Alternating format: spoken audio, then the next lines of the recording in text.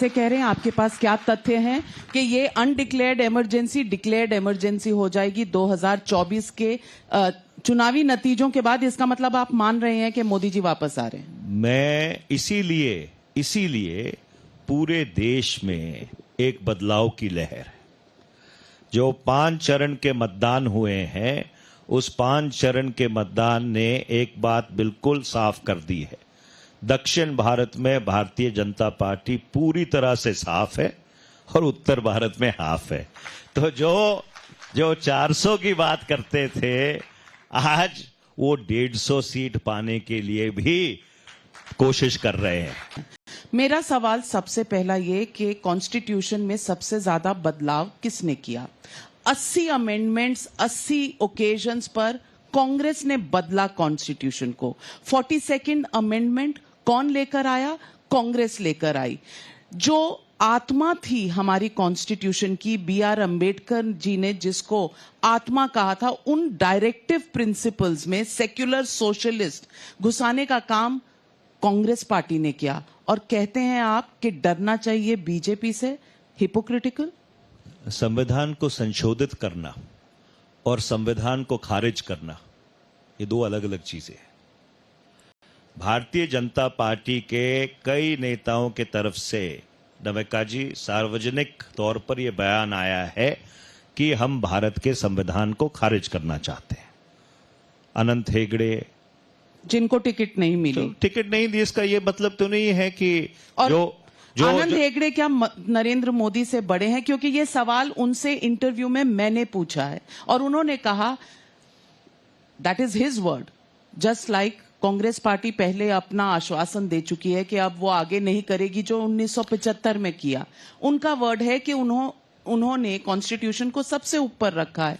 उनका वर्ड ना माना जाए, आपका क्यों माना जाए? बिल्कुल इसलिए क्योंकि जो उनकी मंशा है, एक उनका नेता नहीं, अनेक नेता उनके इस बात को कह चुके हैं।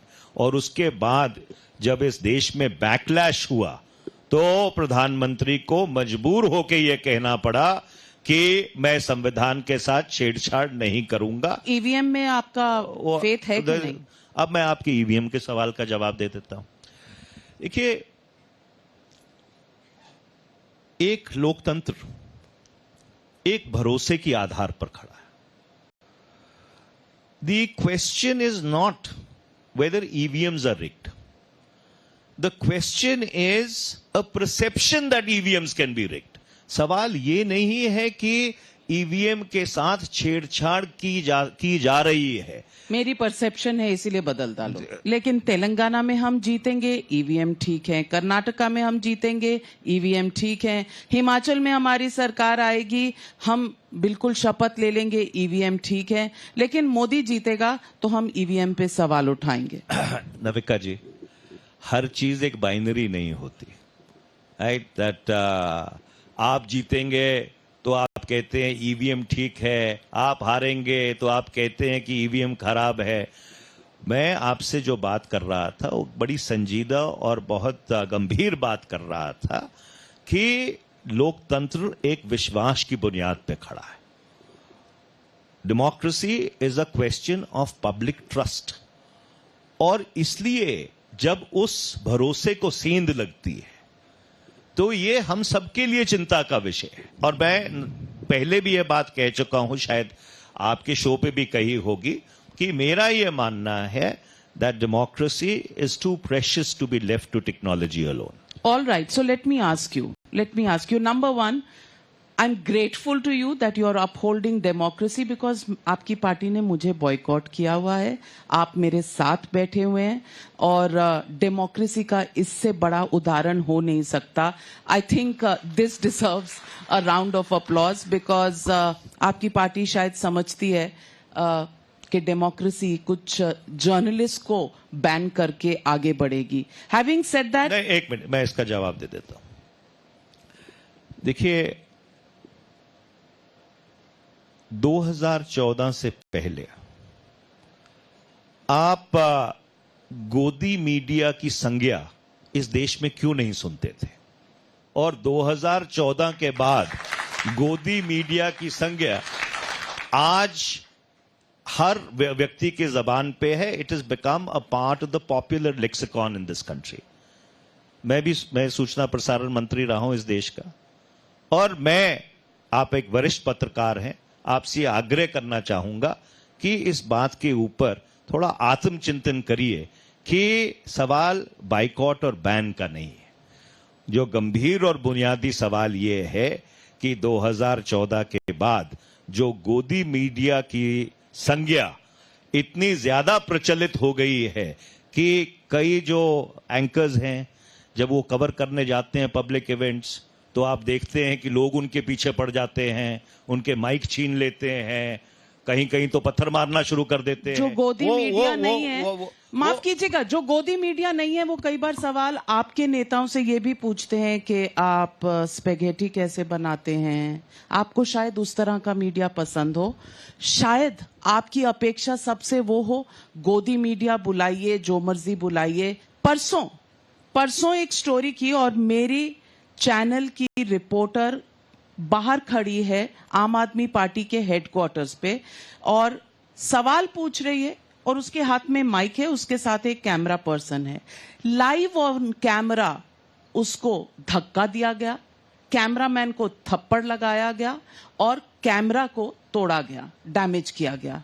आपके हिसाब से ये डेमोक्रेसी है? और आपने आम आदमी पार्टी का पहना हुआ है पट्टा, इसीलिए पूछ रहे हैं. मैं ये पूछना चाहता हूं कि क्या ये लोकतंत्र है कि totally one sided, biased, slanted खबरें 24 घंटे आप लोग दिखाते रहे?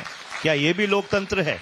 क्या नहीं, तो ये लोकतंत्र है कि भावना किशोर अगर शीश महल में, मुझे बताइए वन साइडेड क्या है? 45 करोड़ का अगर मुख्यमंत्री का घर बना है, जो कहते हैं मैं उस बिल्कुल ऑर्डिनरी आम आदमी हूं, मुझे घर वर नहीं चाहिए, और उसको पेश किया जाता है जनता के सामने, तो उस लड़की को जो यहां लुधियाना में खड़े होकर बाइट लेने के लिए आई है, उसको जेल में डाल दिया जाता है. आपने देखा होगा ये वाकया. और उसके साथ जेल में जो घटी, क्योंकि पंजाब पुलिस आम आदमी पार्टी की सरकार के अंडर है, आपने देखा होगा. क्या ये लोकतंत्र है? मैं आपसे एक सवाल पूछना चाहता हूं. नहीं, आप पहले जवाब दे दीजिए, फिर सवाल पूछिए. सवाल पूछने का काम पत्रकारों का है. ऐसा नहीं है, आजकल सवाल पूछने का काम नेताओं का भी है. तो मैं आपसे ये पूछना चाहता हूं, बड़े साल मुझे याद है कि उस समय मैं भी 10-10 घंटे टेलीविजन किया करता था. आप लोग स्टोरी चलाया करते थे, 1,76,000 करोड़, इतने जीरो हैं गिने भी नहीं जा सकते. 2 साल, 3 साल, 4 साल आप वो चलाते रहे. जब वो मामला अदालत में गया, सभी लोग बरी हो गए. आपने एक बार माफी मांगी सार्वजनिक तौर पर, जिन लोगों की रेपुटेशन आपने बर्बाद कर दी थी?